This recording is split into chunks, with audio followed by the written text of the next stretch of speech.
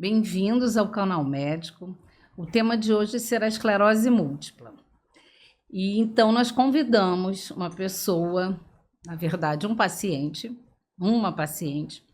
a Luzia Lopes Trindade, que por acaso ela é a presidente da APEMERGE. A APEMERGE é a Associação para Pacientes de Esclerose Múltipla do Rio de Janeiro, e ela está aqui representando os pacientes para tirar dúvidas e eu tentando esclarecer no que eu puder para facilitar o entendimento sobre essa doença que é tão complexa.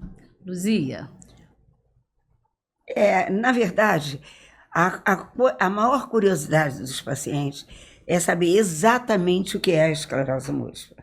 Muita gente tem dúvida da doença em si. Então vamos explicar, né? Conceituar a esclerose múltipla. A esclerose múltipla é uma doença autoimune, crônica, porque ela é de longa duração e, se não tratada, ela é potencialmente incapacitante, mas isso se não tratada. Mas é uma doença que hoje tem assim, uma gama de tratamentos, uma gama de terapias para se controlar, embora ela seja uma doença crônica. E segundo eu ouço falar sempre, quanto mais rápido o tratamento, melhor é a eficácia dele, né? Quanto mais cedo, né? Com certeza. E quanto mais rápido for diagnosticado. Pois é. Bom, agora outra pergunta que eu queria te fazer. A esclerose múltipla atinge, em sua maioria, a que tipo de paciente?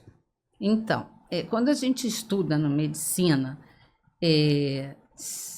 que tipo de paciente acometido, que tipo de população, assim, idade, sexo, cor, localização, regiões do mundo onde a doença é mais frequente ou menos, chama-se epidemiologia.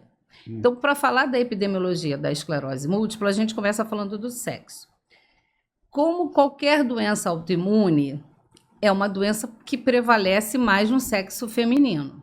Em geral, é duas mulheres, 3 para cada homem. Isso é uma característica de doença autoimune, prevalência maior no sexo feminino.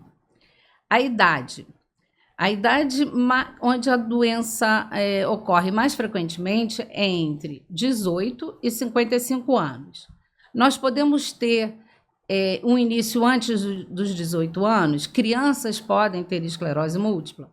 Podem. A doença pode se iniciar antes dos 18 anos, mas é pouco frequente. Graças a Deus, as crianças têm um acometimento menor, até por causa que o sistema imunológico ainda está em desenvolvimento, a mielina, né, que a gente vai falar mais à frente, também ainda está amadurecendo. Idoso. Também hoje nós observamos uma tendência mundial de diagnósticos mais frequentes a partir dos 55 anos, que a gente chama de esclerose múltipla tardia. Embora 80% dos pacientes ou mais, eles vão se encontrar nessa faixa de idade, entre 18 e 55 anos. O pico de incidência, que a gente chama, quando a idade onde você vê mais casos é entre 30 e 40 anos. Prevalência. Prevalência é quantos pacientes, né, você tem acometidos pela doença, juntando casos novos e casos antigos, porque a incidência é só casos novos. A prevalência no mundo ela é variável de acordo com o país. A doença é muito mais frequente em países do hemisfério norte e menos frequente em países do hemisfério sul, obedecendo um gradiente da latitude. O que é isso? Quanto mais longe do Equador, você tem mais casos. E como a gente explica isso, né? Essa explicação pode ser genética, pode ser ambiental, mas, na verdade, eu vou dar um exemplo. Países nórdicos, você pode ter uma prevalência de mais de 300, de 200 a 300 pacientes por 100 mil habitantes. Em países de baixa prevalência, como o Brasil, a média de pacientes acometidos é em torno de 20 entre 100 mil. Então, países mais quentes, de clima mais quente, tropical, a doença não é tão frequente quanto países de clima frio e temperado. É por isso que se diz dela ser uma doença rara em alguns lugares e outros não, não é isso? Exatamente. Porque a incidência não é igual, Não, né? No Brasil, né, a esclerose múltipla poderia entrar dentro da classificação de doenças raras, porque atinge menos de 50 pessoas por 100 mil habitantes. Mas fora do Brasil, ela já tem uma outra conotação. Seguindo essa classificação de doenças raras, por exemplo, na Dinamarca ela não é rara.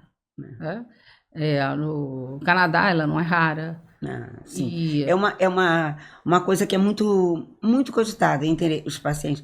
É rara, não é rara? E a gente tenta, como associação, tenta explicar isso, que no Brasil é considerada diferente dos outros países, mas, né, que tem uma incidência maior. Sim. Ok. Agora, qual é a causa da esclerose múltipla? É frequente, né, os pacientes perguntarem Muito. o que causou? Por que eu tenho Todo mundo pensa assim, por que eu? Logo eu? Poderia ser outra pessoa? Por que foi justo em mim? Entendeu? O que eu costumo responder, essa pergunta eles também me fazem, o que eu costumo responder é que você tem uma suscetibilidade genética.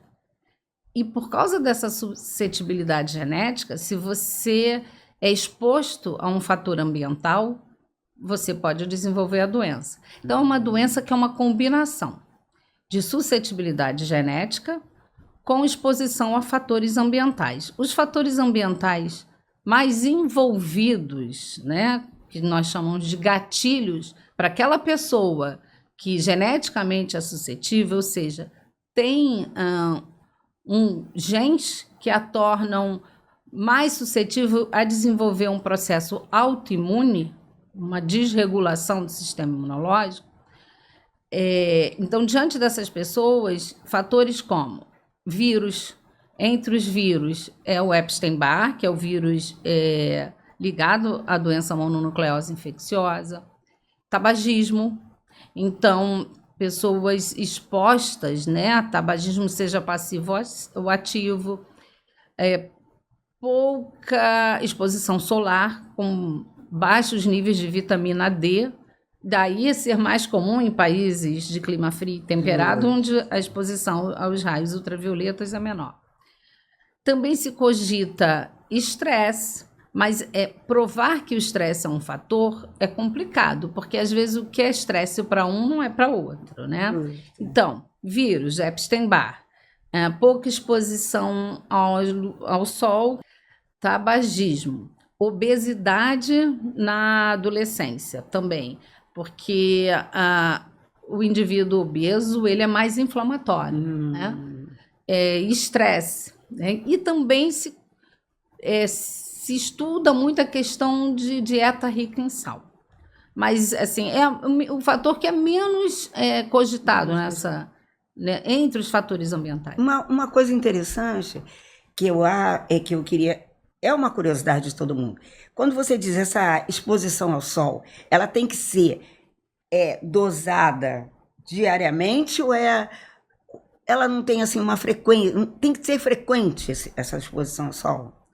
A exposição ao sol que toda pessoa tem que ter para poder ter Saindo na rua já está de bom tamanho. Porque tem gente que acha que tem que ficar parado no sol. Não necessariamente, caminhada, né? Não é ficar trancado numa casa, num quarto, sem se expor ao sol. Isso Bom, aí, mas o que provoca a doença autoimune? Vou te falar até para tentar, né, te explicar, e também quando os pacientes te perguntarem, para que você possa, da tua maneira, né, transmitir isso para eles. Então, uma pessoa, um indivíduo que tem essa suscetibilidade genética é exposto a esses fatores que eu falei, e isso leva a uma desregulação, né, dos genes que controlam a resposta autoimune. E o que é a resposta autoimune? É quando o sistema imunológico, né, os linfócitos, eles não reconhecem a mielina, que é o local onde ocorre a lesão, e passam a inflamar essa mielina. E a mielina é importante para a transmissão do impulso nervoso. Sim. Então, a gente diz que teve quebra da tolerância. E a mielina é essencial porque é ela que facilita a velocidade com que o impulso nervoso passa.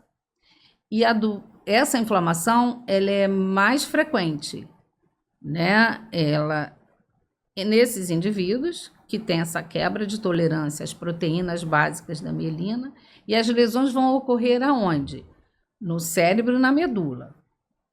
Então, é uma doença que a gente chama do sistema nervoso central, onde há uma quebra de tolerância aos antígenos da mielina, e a mielina é o quê? É uma camada lipoproteica que reveste as fibras para que o impulso nervoso passe de maneira rápida, e diante dessa inflamação, os impulsos vão passar de maneira lenta e os pacientes passam a ter os déficits, né?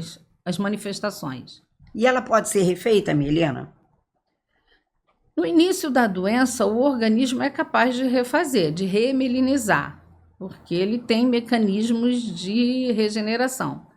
Só que a recorrência das inflamações vão levar a prejuízos da mielina e locais em que ela não vai ser refeita e o paciente começa a acumular sequela. O que é comum também os pacientes me perguntarem é o que são linfócitos. Eu não sei se te pergunto. Realmente existe uma dúvida muito grande entre anticorpos e linfócitos. Então, os linfócitos, eles são responsáveis pela produção de anticorpos. Então, na resposta imunológica, a gente tem 2 tipos de resposta. A resposta chamada inata e a resposta adaptativa. Inata é quando as células do sistema imunológico têm que reagir rápido. Entrou um vírus no paciente, a pessoa se contaminou com um vírus, uma bactéria. Então, vai um grupo de leucócitos, que são as células brancas, elas vão combater aquilo de maneira imediata. A partir do combate, vai ser exposto proteínas desse agente viral, desse agente bacteriano. E aí vem a resposta adaptativa, que são os linfócitos, que é como se fosse uma segunda linha de células brancas, que elas vêm para reconhecer os antígenos, que é justamente o código que tem na superfície daquele patógeno. Então, eles reconhecem e criam o quê? Os anticorpos. Produz os anticorpos. E a produção de anticorpo é feito por um tipo de linfócito chamado linfócito B. Então, nós temos 2 tipos de linfócito, o T e o B. Um ativa o outro. O T ativa o B produz anticorpos. E esses anticorpos são justamente o que a gente procura no exame do líquor, que são as bandas oligoclonais. Quando vocês pedem exame, já é assim. Agora, como desencadeia o início dessa doença? Qual a forma que a gente verifica o início da doença? A forma mais comum. Você diz sintomas? Como é o início da doença? A apresentação clínica da doença. A gente chama de apresentação clínica. Então, as manifestações clínicas vão estar na dependência dos locais do cérebro e da medula onde está acontecendo essas inflamações, esse ataque à mielina. Então, se eu tenho uma formação de um processo inflamatório, uma lesão inflamatória que desmieliniza no cerebelo, que é o órgão da coordenação, o paciente pode ter desequilíbrio em coordenação motora. Se é no nervo óptico, que o nervo óptico é um nervo rico de camada de mielina, porque a visão você tem que enxergar muito rápido, são milionésimos de segundo, onde quando você olha, você interpreta o que você está vendo. Então, a mielina ali inflamada e em alguns pontos, né, do nervo óptico ela está desfeita, o impulso vai passar muito lento, o paciente passa a ter baixa visual, alteração da acuidade visual e que a gente chama de neurite óptica, né? O fato de ser ter mais mielina nessa área,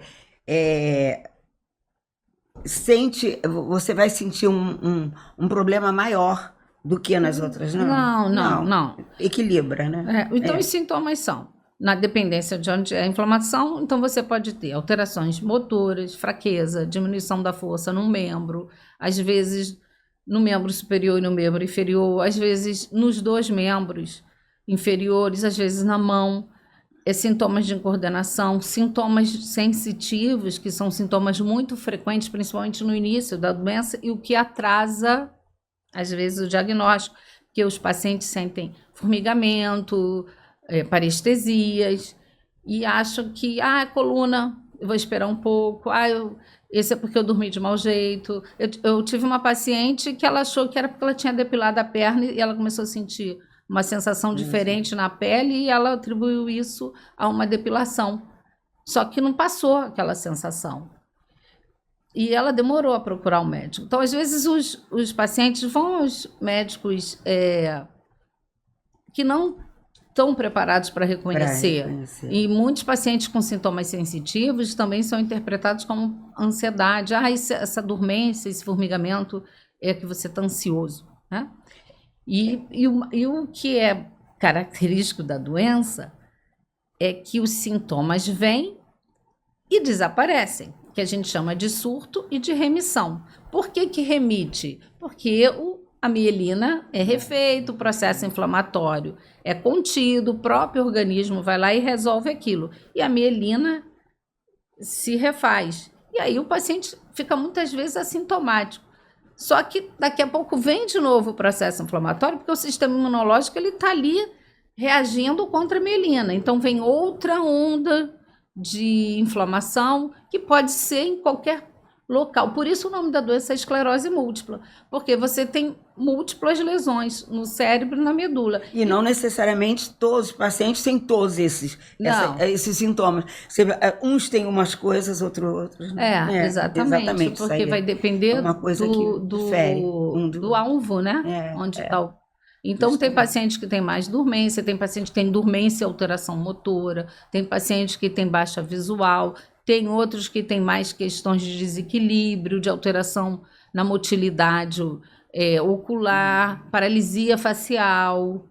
E muitos pacientes têm paralisia facial e são tratados como uma paralisia facial corriqueira. E não já pode ser um sintoma inicial da esclerose múltipla. Fica complicado, né? Porque os sintomas são muito diferentes de um paciente para o outro, né? Isso que complica para vocês. Em geral, são sintomas visuais, sintomas motores, sintomas de descontrole dos esfíncteres, principalmente anal, principalmente vesical, mas anal também pode ter, sintomas de alteração do equilíbrio da coordenação motora, sintomas sensitivos, parestesias, formigamento, diminuição da sensibilidade, sintomas cognitivos que durante muito tempo eles eram ignorados, mas os pacientes podem ter um surto cognitivo sim, ficar um período com dificuldades cognitivas, e então ele acha que é cansaço mental, e pode ser um surto, né?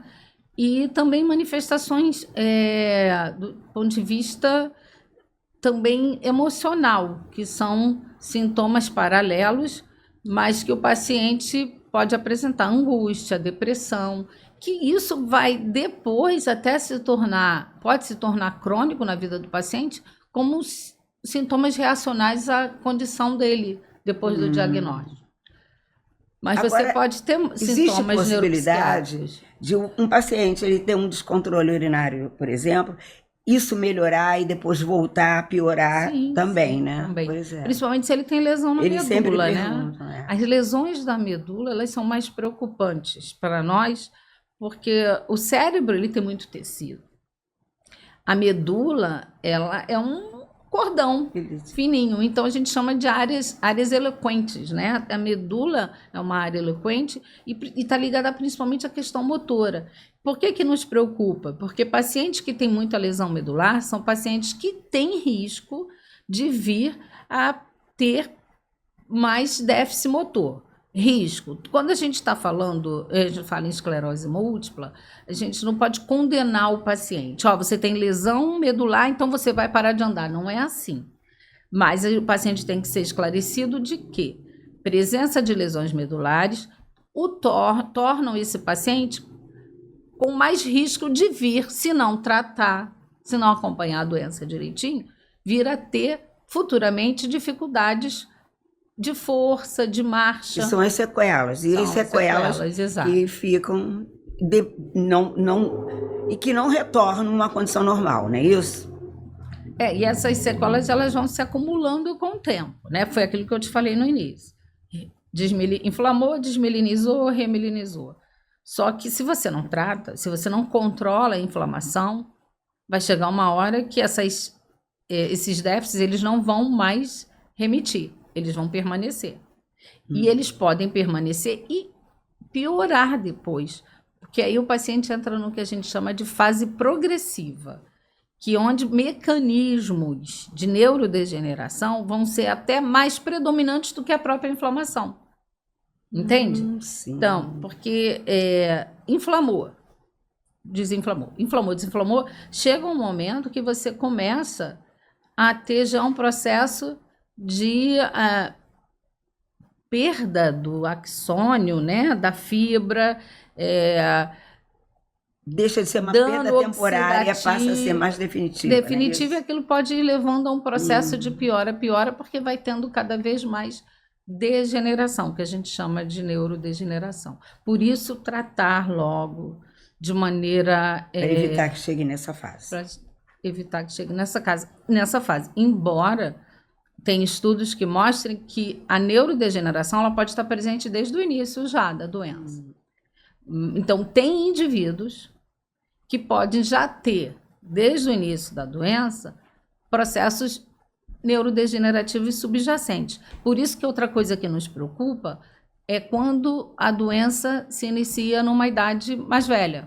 Porque todos nós, quanto mais velho, mais tendência a neurodegenerar. Né? O cabelo fica branco, unha enfraquece, a pele fica envelhecida, o cérebro também vai envelhecer. E o paciente que a doença iniciou numa fase dele mais jovem, e quando ele atinge mais idade, aí também vai ser um somatório de consequências? Então, os pacientes me perguntam isso, e quando não perguntam, eu falo. Até para eles ficarem conscientes da importância de um tratamento adequado e da adesão. Quer dizer, não você começa um tratamento, mas você tem que aderir a esse tratamento e fazê-lo de forma adequada, regular. Imagina você é uma paciente que tem esclerose múltipla.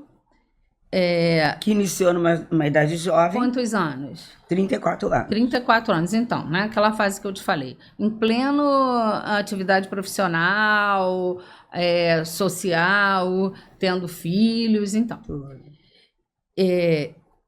Com o seu envelhecimento, como o meu, processos neurodegenerativos vão ocorrer. Tanto que o volume cerebral de todo mundo diminui à medida que envelhece.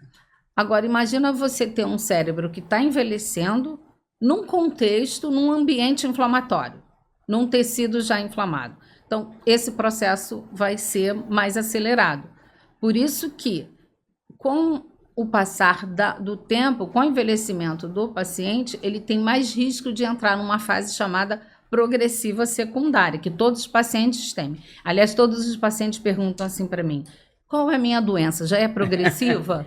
É uma curiosidade que todo mundo tem. Porque eles veem em grupo de Instagram, no Dr. Google, e isso tem que ser esclarecido para ele.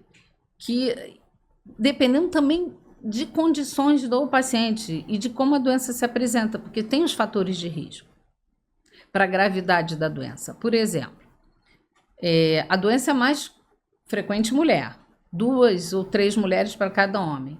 Mas a gente sabe que o sexo masculino nos preocupa mais. A doença pode ser mais grave no homem, embora ela incida menos no sexo masculino, menos homens têm esclerose múltipla, mas quando tem... Um agravamento maior. É risco, né? Isso não quer dizer que, eu tenho esclerose múltipla, eu sou homem, eu vou evoluir de maneira ruim. Não, mas o risco é maior.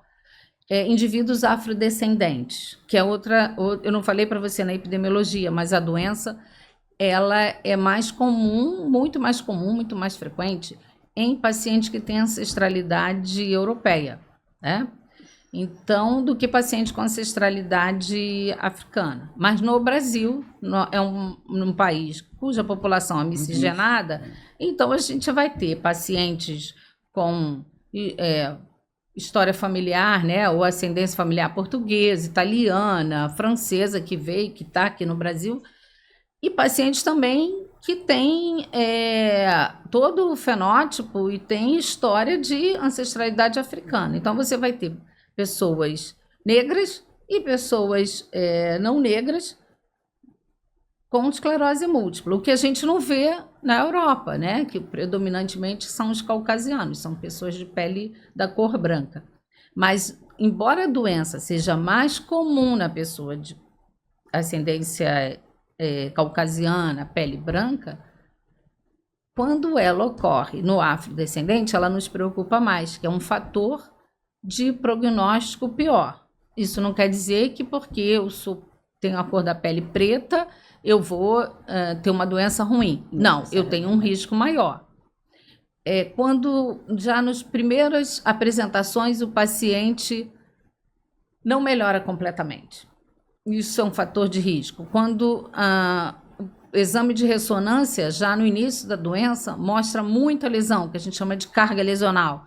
Isso é um fator de risco. Se eu tenho essas inflamações, esses surtos, né? Os surtos são os sintomas que vão durar mais de 24 horas. Então, os pacientes, às vezes, estou com o pé dormente, isso é surto. Não, espera, porque se você classificar um sintoma como sendo um surto da esclerose múltipla, um sintoma neurológico, ele tem que durar pelo menos 24 horas. 2 dias, 3 dias, uma semana, né? E então, quando você tem esses surtos com um intervalo muito pequeno, muitos surtos no primeiro ano da doença, isso também nos preocupa. Assim como quando você tem lesão medular, também nos preocupa. Agora, eu tenho uma observação, não sei, assim, das pessoas que eu conheço, que no início da doença parece que os surtos vêm com mais frequência, não? Não, então.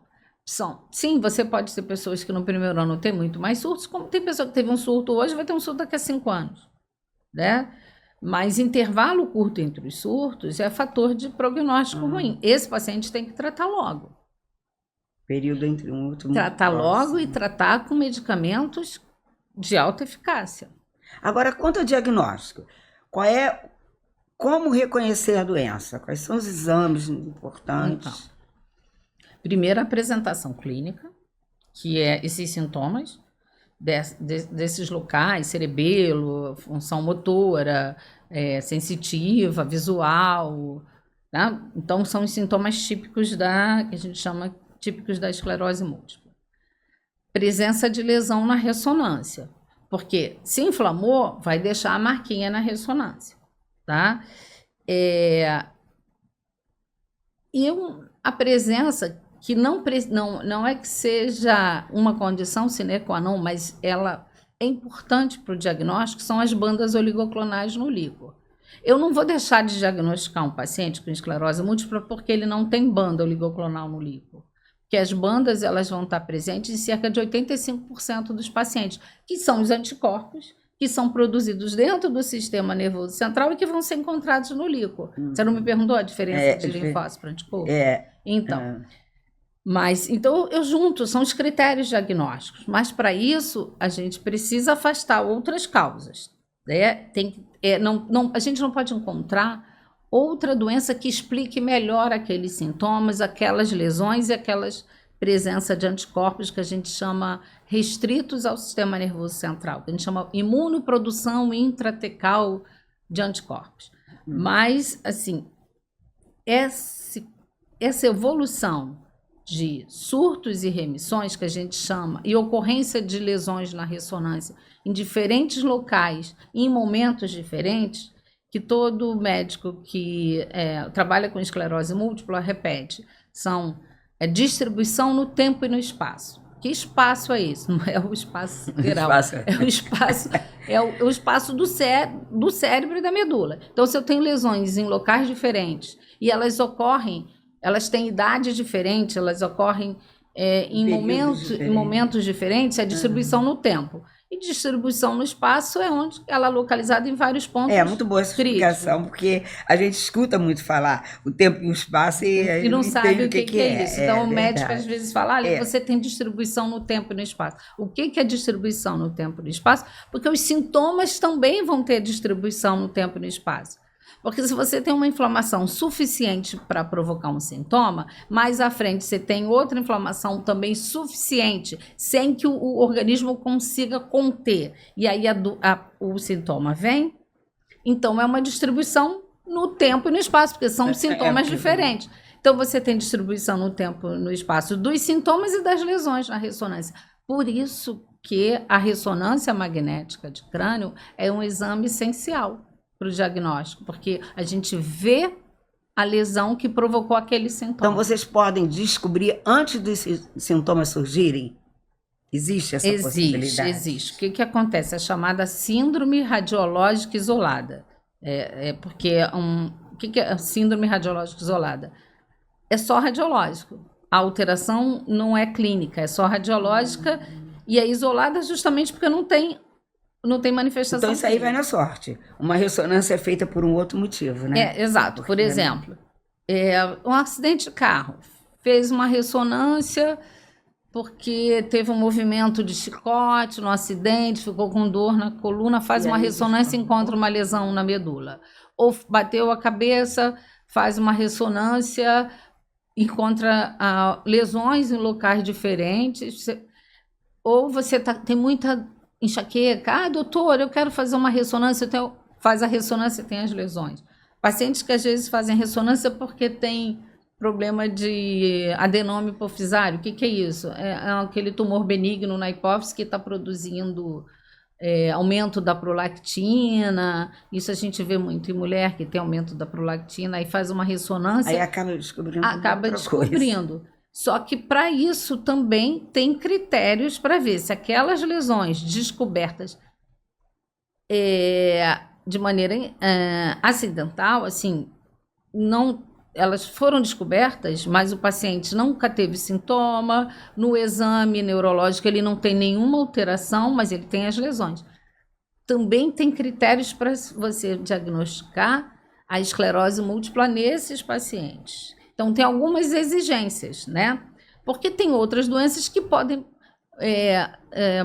causar lesões que podem ser confundidas na ressonância, alteração vascular, lesão vascular. Dependendo do tamanho, elas podem ser confundidas com lesão desmelinizante. E vocês têm condição de saber se a doença vai evoluir de uma forma mais grave ou não no início? Então, juntando aqueles fatores prognósticos que eu te falei, sexo masculino, afrodescendência, intervalo curto entre os surtos, não recuperação no primeiro surto, de cara o paciente ter apresentação motora, apresentação de lesão no tronco cerebral, lesão na medula, uma ressonância com muita lesão inflamada. Isso tudo é fator de mau prognóstico. Mas isso não quer dizer que, se tratando direito, você não controla e contorna essa situação. É como se vocês fizessem um quadrinho. Preenche esse, preenche aquele. E somando isso tudo, você sabe a possibilidade. Mentalmente eu faço isso. Mais ou menos. Né? Eu faço isso mentalmente.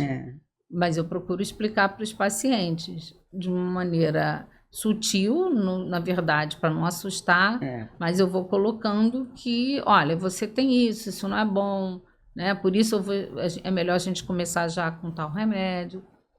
Mas essa questão da síndrome radiológica isolada, essa descoberta incidental de lesões, essas lesões que sugerem ser esclerose múltipla tem que estar também em locais sugestivos, o paciente tem que ter presença de banda oligoclonal, tem que ter lesão captando contrário. É uma análise mais apurada até que quando você examina e verifica o sintoma. Exatamente. Eu tenho pacientes que não têm ainda sintoma e já nos é permitido tratar esses pacientes, porque é como se o paciente está numa fase pré-clínica.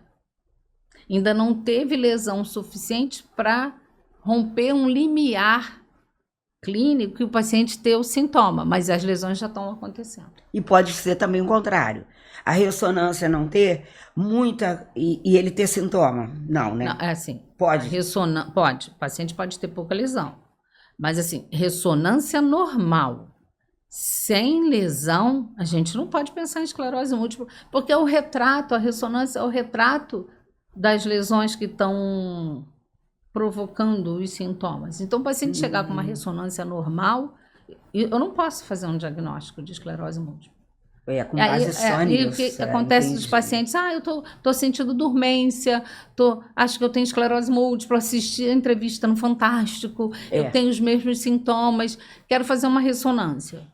Faz a ressonância, ela está normal, não é esclerose múltipla, naquele momento não pode ser diagnosticado como. E tem outros exames sem ser a ressonância que podem ajudar no fechamento do diagnóstico? O líquor, como eu falei, mas assim, não é tão necessário quanto a ressonância. Tem o potencial evocado visual.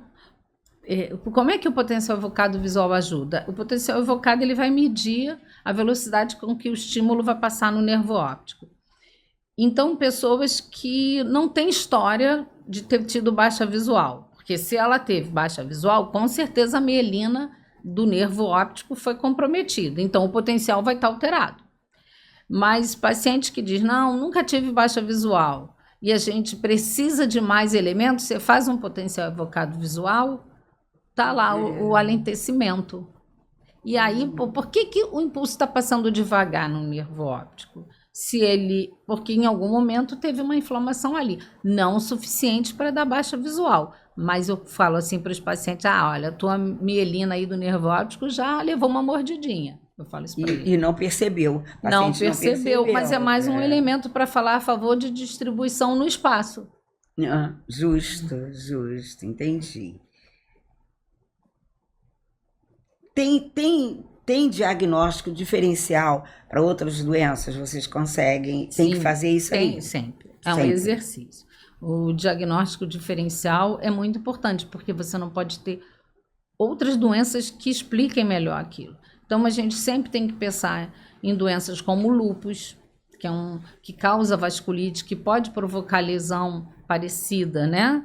E lesões inflamadas, sarcoidose, que é uma doença inflamatória também, deficiência de vitamina B12, que pode dar alteração na medula e pode dar sintoma medular, infecções do sistema nervoso central, infecções crônicas, e principalmente a neuromielite óptica, que é outra doença autoimune que afeta também o sistema nervoso, que confunde muito, mas tem as características dela. Mas a gente recebe muito na associação pessoas que já estão com o diagnóstico fechado em cima de esclerose múltipla, e depois, quando passa por vocês, a gente vê que não era isso, era neuromielite óptica. Porque a neuromielite óptica ela começou a ganhar sua identidade, vamos falar assim, como uma doença distinta da esclerose múltipla, a partir mais ou menos de 99, 2000, que começou a ver que pacientes que tinham neurites ópticas graves, mielites graves, porque como o nome da doença, você vê que o nome das doenças, elas traduzem muito, né? Esclerose múltipla, neuromielite óptica, neurite óptica, fica tudo parecido. Então, na neuromielite óptica, os principais sintomas, né, que é necessário para ser feito um diagnóstico de neuromielite óptica é a história da neurite óptica e da mielite. Embora na neuromielite óptica você possa começar com um sintoma de vômitos, de soluços e coercíveis, é porque tem uma lesão numa região do bulbo, do tronco cerebral, chamando área pós-trema. E aí muitos desses pacientes vão parar em gastroenterologista. Mas, no geral, para se fechar o diagnóstico de neuromielite óptica, é neurite óptica e a mielite. E neurite óptica e mielite pode ocorrer na esclerose múltipla. Pois é, eu acho bem complicada essa diferença. Mas a neuromielite óptica tem um biomarcador, que é o anticorpo anti-HP4. A esclerose múltipla não tem esse biomarcador. Isso é que faz a diferença. Eu não tenho como pedir um exame, se tiver presente esse anticorpo é esclerose múltipla. Não, porque os anticorpos são contra as proteínas que tem na bainha de mielina. Na neuromielite óptica, o anticorpo é formado para essa proteína QP4. Por isso que eu tenho um marcador biológico. E na esclerose múltipla eu não tenho um marcador biológico, eu não tenho um anticorpo próprio para ela Agora você só vai chamar de meu anticorpo, entendeu? Você só vai pedir esse tipo de exame se tiver alguma área de ótica, né? Quando eu desconfio na apresentação porque a neurite óptica da esclerose múltipla, que ocorre na esclerose múltipla, a inflamação do nervo óptico e a manifestação dela, na esclerose múltipla, ela é diferente daquela da neuromelite óptica. Na neuromelite óptica, em geral, é bilateral, é mais grave, e na ressonância você vê a extensão da lesão. Tem umas diferenças que aí a gente deixa dá para você fazer essa diferença. Mas é importante. Bom, isso é muito importante porque a gente estava vendo muito paciente diagnosticado como esclerose múltipla e a gente depois chegava a essa conclusão. Inclusive, vou até falar para você assim, existe uma pessoa que diz, eu conheço, não é do Rio de Janeiro, é de outro lugar, que diz que tem esclerose múltipla e neurite óptica. Pode? Eu não conheço, nunca ouvi. Eu também já ouvi dizer que não pode, mas ela diz que tem. Então, mas assim, não. Ou é uma coisa ou é outra, né? Pois é, mas é isso.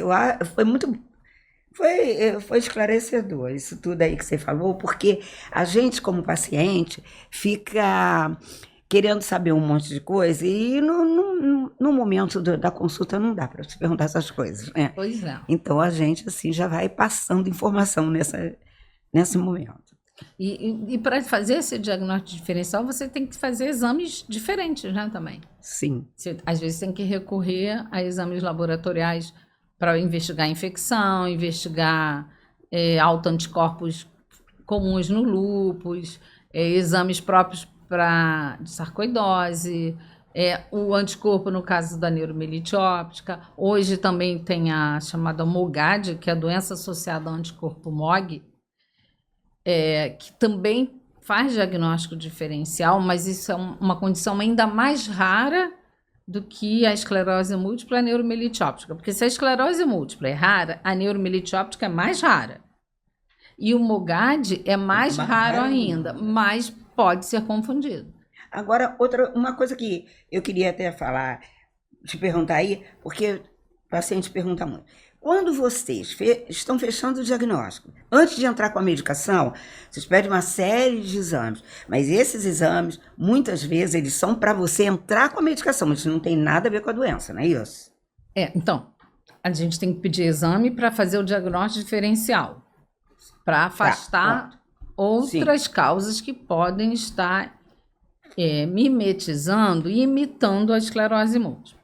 Depois, o diagnóstico é esclerose múltipla, preencher os critérios de diagnóstico, clínico, radiológico, que é na ressonância, e licórico. Então, eu tenho a esclerose múltipla. Eu tenho que começar o tratamento. E para começar o tratamento, eu tenho que ver se esse paciente não tem infecção, não tem tuberculose, não tem nenhuma infecção ativa, como é que está a função renal, hepática desse paciente, e renal também. Como está a vitamina B12 desse paciente. Para você entrar com a medicação, tem que ter esses dados. Como é que está o hemograma, porque esses medicamentos, eles vão atuar nos linfócitos, né? Que são os atores, né, dessa situação da autoimunidade. Então, eu tenho que ver como é que está a condição hematológica desse paciente. Então, tem os exames pré-tratamento e tem os exames para o diagnóstico diferencial. Pois é, nós já conversamos muito sobre como a doença acontece, o início dela. Agora, o tratamento, como é que é feito esse tratamento? É baseado em quê? Bom, nós temos o tratamento farmacológico, que é com remédio, e o não farmacológico. Os dois são importantes. O farmacológico que vai atuar nos alvos do sistema imunológico para controlá-lo, né? Tentar fazer parar aquele processo de autoimunidade, de produção de anticorpo, de ataque à mielina. Então, o tratamento farmacológico, ele é feito com drogas imunomoduladoras e imunossupressoras. Tem diferença entre... Isso também é uma pergunta muito... né? A diferença é mais em relação ao efeito desse remédio no sistema imunológico. Então, se eu provoco uma modificação no comportamento do sistema imunológico, sem redução de células, sem provocar uma queda no número de linfócitos, seja linfócito B, seja linfócito T, eu tenho imunomodulador, que é o caso daqueles medicamentos mais antigos que surgiram antes, na década de 2000, começaram 90, década de 90. Entre 90 e 2000, eles começaram a ser os ensaios clínicos, só que no Brasil só entrou depois de 2000, né? Então, essas drogas, que são os interferons, né? Os interferons beta 1A e beta 1B, que chama, né? Eles são medicamentos injetáveis. Um é intramuscular, que é o Avonex, e o Rebif, e o betaferão subcutâneo. São remédios que são imunomoduladores, eles não provocam queda, redução do número de linfócitos circulantes. Eles, então, têm uma atuação de dar uma modulada, mas eles não têm um alvo que eles vão lá, tipo, vou atingir aquilo ali, vou fazer aquilo ali reduzir, né? Mas por isso eles são de baixa eficácia no controle dos... Agora, com as novas drogas, realmente a tendência já está sendo para umas coisas mais eficazes. Exato, mas agora a gente tem medicamentos que a gente chama de alta eficácia. Então, interferon, acetato de glatirame, teriflunomida, que é um comprimido oral, e fumarato de dimetila, que também é comprimido, que também esses só surgiram mais recentemente, depois de 2010, que eles começaram a aparecer. Então, tem bem menos tempo. Acho que 2017, 2018. Esses comprimidos orais, mais os injetáveis, os interferons, eles são de baixa eficácia. Então, eles reduzem, né, a taxa de surto em torno de 30% a 40%. Você pode usar para os casos que você senta que a doença Arluzia, hoje Cláudia, eu deixo para usar acetato de glatirame ou interferon beta 1A, o Rebif, ou até o Avonex. Betaferon eu não prescrevo mais. Criança, que é permitido, porque criança não pode usar as outras drogas. Gestante que queira, que tem um quadro leve, queira gestar mais para auxiliar na imunomodulação. Paciente com doença, sem ser criança e gestante, eu não faço droga de baixa eficácia, porque o tempo me mostrou que mais à frente ele vai ter falha e ele corre mais risco de entrar numa progressão secundária. Então, voltando, teriflunomida, fumarato de metila, interferon beta, acetato de glatirame, baixa eficácia.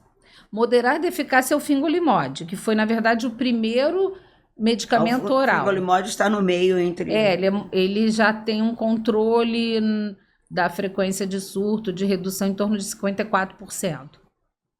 Eu até participei do ensaio clínico para aprovação do fingolimod no Brasil. Alguns pacientes estavam nesse ensaio. Exatamente. Depois do fingolimod, a gente tem o natalizumab, aí vem os anticorpos monoclonais, né? Natalizumab, alentuzumab, ocrelizumab, cladribrina, que é oral, não é um anticorpo monoclonal, mas é de alta eficácia, e o ofatumumab. Então, de anticorpos monoclonais, que todos são de alta eficácia: natalizumab, ocrelizumab, ofatumumab e alentuzumab. Então, o MAB é bom. O MAB é bom. Que são os anticorpos monoclonais. Eles vão agir num alvo, tá? Eles vão especificamente trabalhar em cima dos linfócitos. Ou só linfócito T, ou linfócito B e T. O fingolimod também trabalha porque ele retém esses linfócitos nos nódulos linfáticos. O fingolimod, ele também trabalha, mas ele não depleta porque destrói o linfócito. Ele depleta porque ele prende, né? E aí, temporariamente, o paciente fica imunossuprimido também, porque ele diminui o nível, a quantidade de linfócitos que está circulando no sangue, mas eles estão presos nos linfonodos, mas eles não são destruídos. O natalizumab também não destrói, mas ele não deixa esses linfócitos passarem para o interior do sistema nervoso central, para provocar mais lesão. Então, é como se ele fosse uma barreira. Eu observo que o natalizumab é muito usado, né? E é um remédio de alta eficácia. Agora, o ocrelizumab e o ofatumumab, eles atuam depletando o linfócito B. O alemtuzumab, ele atua depletando. Quando eu falo depletar, é matando. Acabando com ele. Destruindo. Linfócito B e T. E a cladribrina também, linfócito B e T. Porque você tem que tirar esses linfócitos que estão ativados. Porque esses linfócitos estão ativados, eles vão ativar outros. E cada outro linfócito que não tem nada a ver com a fisiopatogenia vai receber estímulo desses que estão ativados contra a mielina para passar também a não reconhecer a mielina. Então, de certa forma, você tem que dar uma ordem de choque. A cladribrina, a vantagem dela é só aquele espaço, né, que é maior, né? Os pacientes estão aderindo a isso por causa do espaço. A cladribrina é muito cômodo, porque a cladribrina é um medicamento que é comprimido, feito anual. Você toma 2 meses no ano seguinte se repete 2 meses, no terceiro e no quarto ano você não toma mais remédio, só vai vir a ter que tomar remédio no 5º ano. Eles têm uma tendência a querer... O alemtuzumab também, ele é anual. O alemtuzumab também. Você faz no 1º e no 2º ano. Mas você pode, se não der certo, você pode até repetir. A cladribrina não. Você, no 3º e 4º ano, você não faz nada. Que é o momento em que o medicamento ele teria uma ação por 4 anos, né? Mas vocês ainda não têm uma resposta assim, já tem a resposta dessas medicações que são com esse espaço? Já tem uma resposta boa? Não, os pacientes que fizeram uso de alemtuzumab ficaram bem, durante um bom tempo. E os pacientes meus que estão com a cladribrina, que agora no SUS está sendo distribuído, mas antes começou a distribuir agora, por isso que ainda... Mas eu tenho a experiência das seguradoras de saúde que algumas cobrem, né? Então eu tenho paciente usando. Então, não são todas, mas alguns planos de saúde cobrem. Eles estão bem. Eu não tive falha antes dos 4 anos em nenhum dos pacientes. Tem paciente que está repetindo de novo. Ficaram... deu um tempo. Usaram no 1º ano, usaram no 2º ano, no 3º e no 4º não usa, e agora, a partir do 5º, 6º ano, começaram a ter alguma coisa, eu estou retratando. O ocrelizumab, que é um anticélula B, ele é feito a cada 6 meses, que é o Ocrevus. Ele é feito semestralmente. O ofatumumab, que também é anticélula B, ele é feito mensal, subcutâneo. Tá? O Ocrevus, ele atualmente está sendo distribuído para forma progressiva secundária. Não. Eu vou te explicar. Isso aí é importante também. Tá, então porque eles te perguntam, né, para você entender. Perguntam sempre e eu fico na dúvida. Se é secundária, a primária, aquela história. Quando você vai propor a uma agência de vigilância sanitária que seja aprovado um remédio, aqui no Brasil é a Anvisa, nos Estados Unidos é o FDA, na Europa é a EMA, na Austrália tem o dela, na Inglaterra tem também um separado, que da Inglaterra não entra no bloco ali da Europa. Você tem que fazer um estudo clínico. E um estudo onde você teste o medicamento versus outro medicamento para ver se ele é eficaz, se ele é seguro, né? Então, o ocrelizumab, ele foi testado em pacientes com a doença remitente recorrente e pacientes, nós nem falamos isso, eu vou te explicar, pacientes com a forma progressiva primária. O que é a forma progressiva primária? é o paciente que, em um determinado momento, ele nunca teve surto, está levando a vida dele, mas começa a ter uma progressão.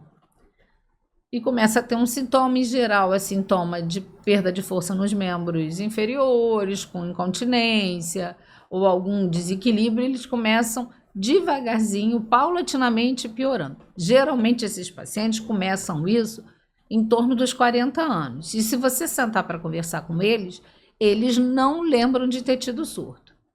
Aí eu jogo uma coisa para você.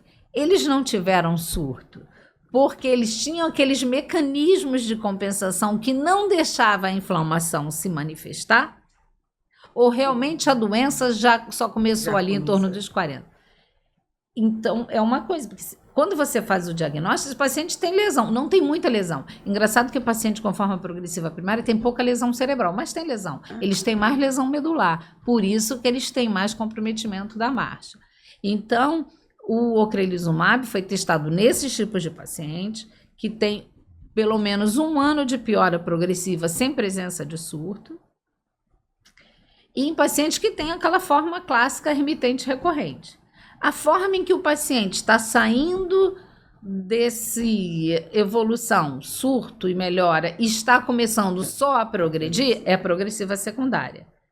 E o ocrelizumab não foi testado. Não foi testado para secundária, só para primária. Porque a secundária, na verdade, é a forma remitente, recorrente que começa a ter progressão. Então, ele não foi testado. Mas, então, na bula do Ocrevus, está escrito indicação: paciente com forma remitente recorrente e paciente com forma progressiva primária. E esse remédio conseguiu dar ter uma eficácia, não uma eficácia que todos nós gostaríamos, mas ele conseguiu controlar um pouco a velocidade da progressão. Então, teve um controle da progressão em torno de 24% a 30% de redução de pacientes que diminuíram a evolução progressiva. Só que a longo prazo, agora com 10 anos já depois que o estudo aconteceu, nós estamos vendo que muitos pacientes que estavam usando Ocrevus não foram para a cadeira de roda. Isso é um ganho. Não desenvolveram a secundária. Não. Também não. Da forma progressiva que eu estou falando. Também você não usa, né, na remissiva recorrente? Então, olha só. O uso, né, ele teve ensaio clínico para forma remitente recorrente, ele controla bem os surtos, ele controla bem as lesões. Mas eu estou falando daqueles pacientes que começam a doença só progressiva. E que é difícil você reduzir essa velocidade de progressão, conseguir fazer com que o paciente estacione. Que para mim é o pior. É o pior, mas o que acontece? Hoje, quando foi feito o estudo com o ocrelizumab para forma progressiva primária, durante os 2 anos de acompanhamento, você teve uma redução da piora progressiva numa taxa de 24%, 30% dos pacientes. Mas hoje, 10 anos depois, quando você pega esses pacientes que começaram o remédio há 10 anos atrás, você vê o quê? Que 8 em 10 não precisaram de bengala na forma remitente recorrente, na forma progressiva primária, de cada 3, só 1 foi para a cadeira de roda. Então, a longo prazo, o remédio consegue controlar a progressão. Mas a Rio-Farms fornece? Não. Você botando no laudo? Não.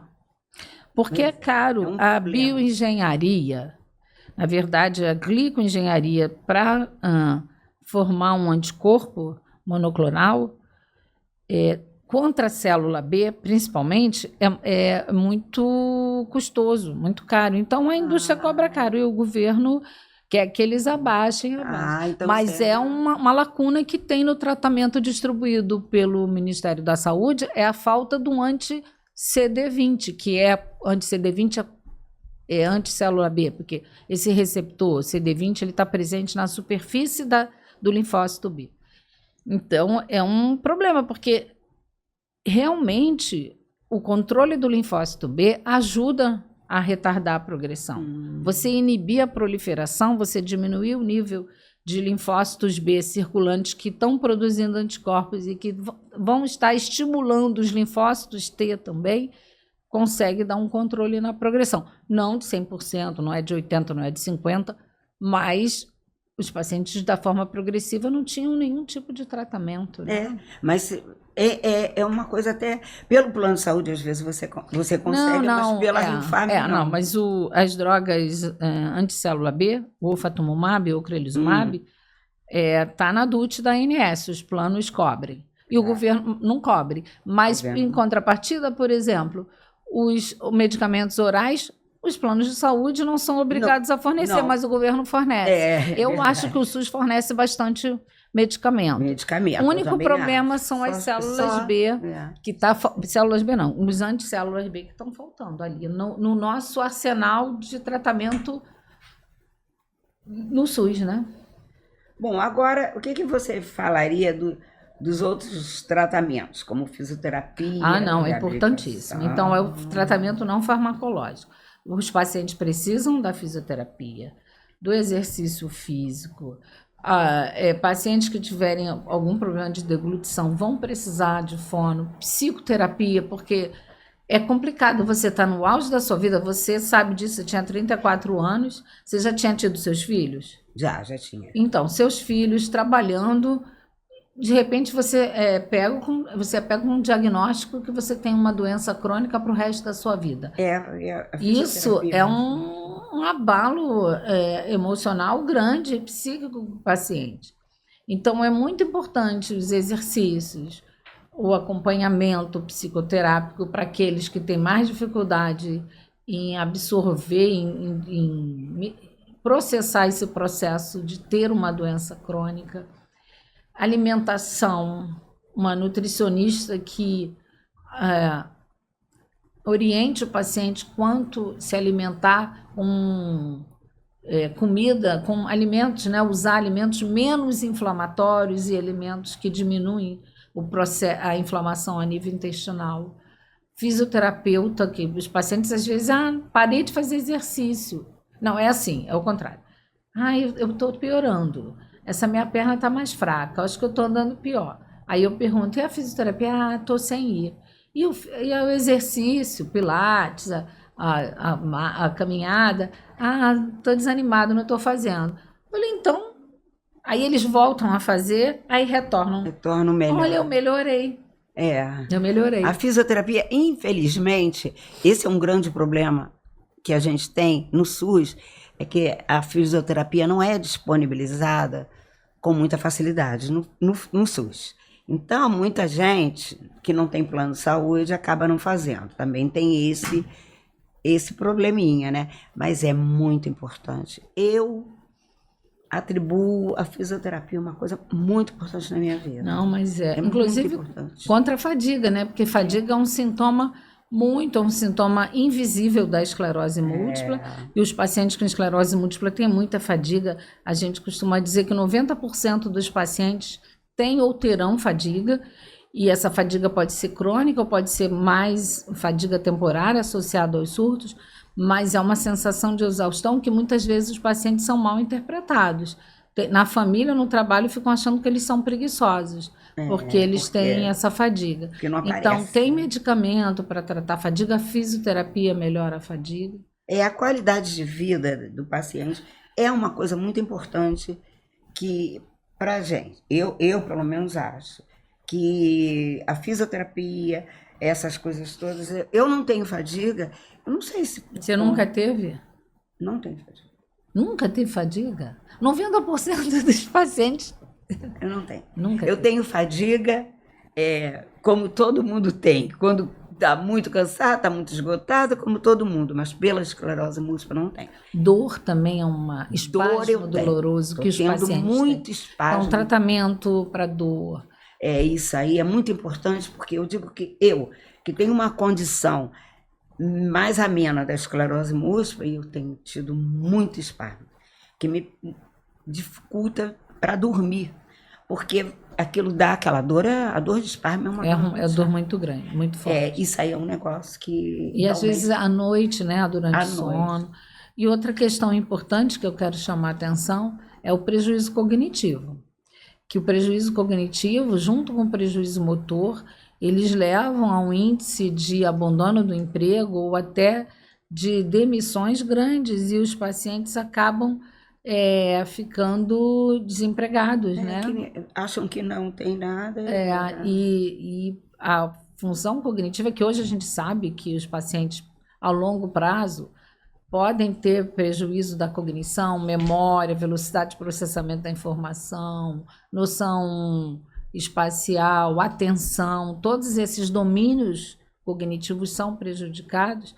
A estimulação, o treino cognitivo é importante, né? Para que esses pacientes tenham cada vez mais estímulo para poder botar os circuitos relacionados à memória para funcionar. Então, é importante o treino cognitivo também. Então, é um acompanhamento multidisciplinar, na verdade. Então, essa parte cognitiva, existe um tratamento que você treino cognitivo, não é remédio, mas é treino. É um treino. Você sabe que lá no Gafre a gente está com um projeto enorme de... É mesmo? Não, você não está vendo que a gente está... Não, eu não sabia que aplicar as baterias de teste para identificar os pacientes que começam a doença já tendo alguma manifestação de prejuízo cognitivo, e naqueles que já têm a doença há mais tempo também. Então, a gente aplica uma bateria de testes que a gente chama de rastreio. Foi aquele teste que você foi feito. E ali a gente identifica se alguma desses domínios já estão prejudicados, e depois vai para uma bateria de teste extensa. E isso é importante porque impacta na qualidade de vida do paciente, né? É muito importante, porque a gente percebe que tem pacientes que não tem mais controle.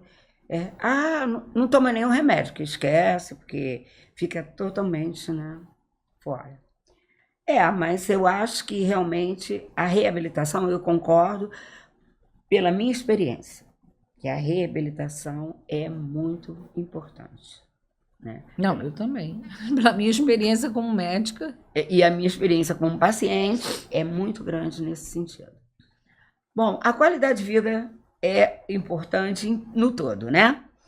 Então, você já falou de várias coisas que eu acho importante vocês lembrarem disso. Que o que a doutora Cláudia está falando a respeito de qualidade de vida é também importante. Tem gente que usa as medicações e acha que o resto não é importante. Outras coisas que tem que ver também, além da parte cognitiva, a questão do controle esfincteriano, que é uma coisa que impacta também negativamente. O paciente está perdendo urina, está perdendo fezes. E a disfunção sexual também. E que eles não falam, né? Essa daí é muito pouco abordada, né? É muito pouco, mas o paciente tem. O paciente homem não tem coragem de falar. Tem vergonha. Agora, Luzia, você, quanto à associação, né? O que você acha que a gente, que precisa, tanto do ponto de vista do governo quanto dos médicos, e também das associações, porque tem várias associações no Brasil, você está à frente da PEMERGE, quais as iniciativas que você acha importante para ajudar nessa conscientização, nesse aprendizado? E a outra pergunta que eu vou fazer para você é o seguinte: essas questões de direitos dos pacientes. Então, você me responde primeiro essa questão do que se pode, quanto a sociedade pode fazer de políticas públicas. Sim. Para ajudar, que além da presença dos centros de referência, que tem médicos especializados, além da distribuição do medicamento gratuitamente, o que você acha que é importante, tanto do ponto de vista do governo quanto da sociedade médica, para ajudar os pacientes? E depois você me fala dos direitos, porque é uma coisa que os pacientes ficam muito ansiosos. Na verdade, olha, nós aqui no Brasil, a gente criou uma rede de associações no Brasil inteiro. Então, isso aí eu acho que esse trabalho é um trabalho muito importante, porque você começa a captar a experiência de você vem usando. Então, tem estado que a parte de advocacy maravilhosa, muito bem feito. Mas a parte assistencial não é. Então, puxa para... Aqui no Rio de Janeiro, eu acho que a nossa parte assistencial é maior do que a de advocacy. Eu reconheço que o nosso trabalho como advocacy ainda é um pouco carente. Por quê? Porque nós não temos ninguém do nosso lado que possa trabalhar lá na frente para pleitear algumas coisas lá em Brasília, né? Novas conquistas. Mas, por outro lado, essa rede vai nos ajudando. Porque, por exemplo, quando faltou uma medicação recentemente, porque ela mudou de laboratório, você entra num processo novo, sabe disso, né? E os pacientes ficam aflitos. Ficam aflitos, eles acham que faltou o remédio tal, vai faltar agora tudo. Não, não é isso. É um período em que o laboratório sai, entra outro, um novo processo que tem que ser aprovado. O que a gente faz? Reúne as associações do Brasil e, através de uma representação dessa rede, a gente vai pleitear lá em Brasília, junto ao Ministério da Saúde. Então, essa união é importante. Mesmo que a gente não tenha diretamente o lado de advocacy muito bem feito, mas em contrapartida nós temos as outras que vão nos ajudando, um ajuda o outro, né? Vamos nos abraçando assim. Eu acho que está funcionando certo. A gente tem reuniões de vez em quando. A ABEM está nos representando no Conselho Nacional da Saúde. O que é a ABEM? Fala, Associação. A ABEM é a Associação Brasileira de Esclerose Múltipla.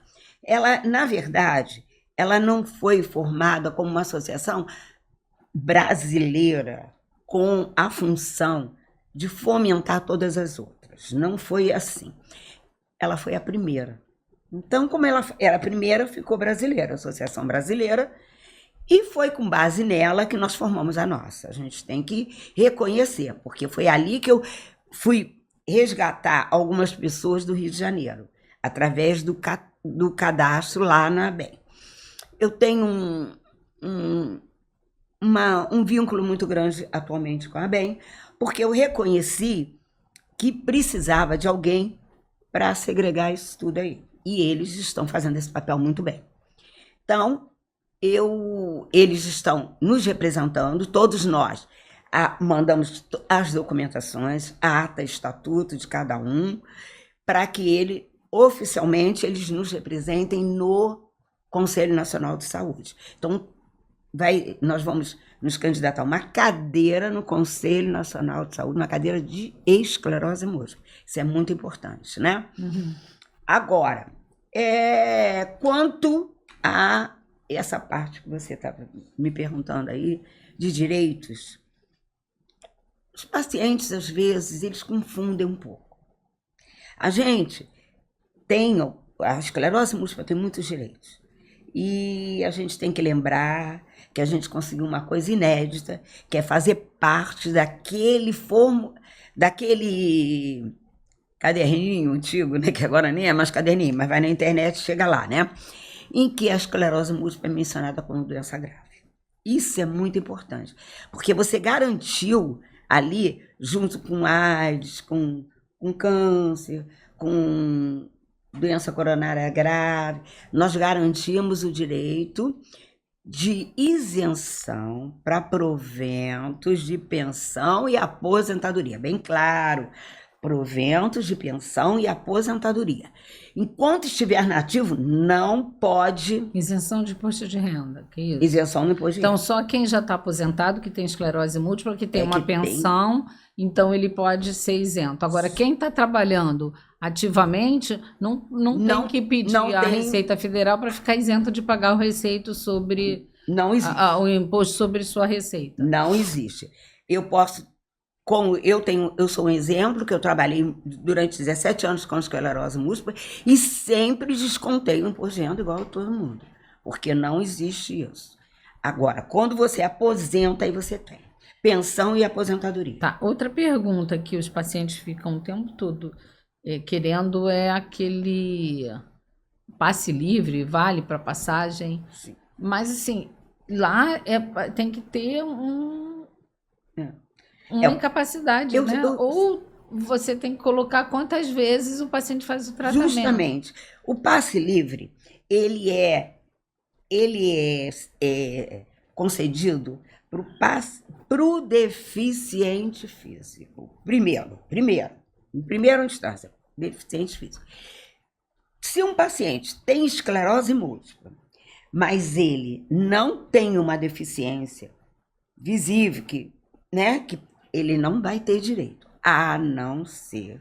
Aí vem a segunda parte, que é para tratamento de doença crônica.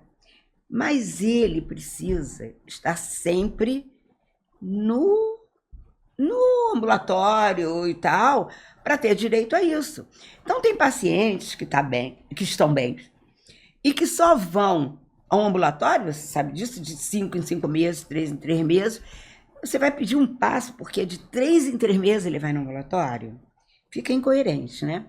Os que usam medicação, que precisa de infusão mensalmente, eles podem entrar com um pedido dizendo quantas vezes eles vão. Se ele vai uma vez por mês, eles vão ganhar um passe com o número de vezes que eles vão ser atendidos. Só isso. Não é aquele cartãozinho que dá para ele ir ao cinema, tudo junto, não. Não é assim, entendeu? Não, porque eles acham que eles querem um cartão. Porque é doença crônica. Então, eu sempre brinco com eles na hora que eles perguntam isso. Pressão alta é uma doença crônica. Diabetes é uma doença crônica. E não tem passe. Como é que eles querem, por ser uma doença crônica? Entendi. Então é isso. Luzia, obrigada, tá? Eu acho que foi mútuo, né? Eu acho que vai ser bem importante para os pacientes, né? Espero. Então, eu agradeço a Luzia, né, pela participação nesse programa do Canal Médico. E curta, comente, compartilhe, ative o sininho, que é importante, porque tem que ser divulgado, né? E você vai divulgar também através da associação, isso é muito importante. Vamos divulgar a associação. Deixa eu passar aqui uma informação, né?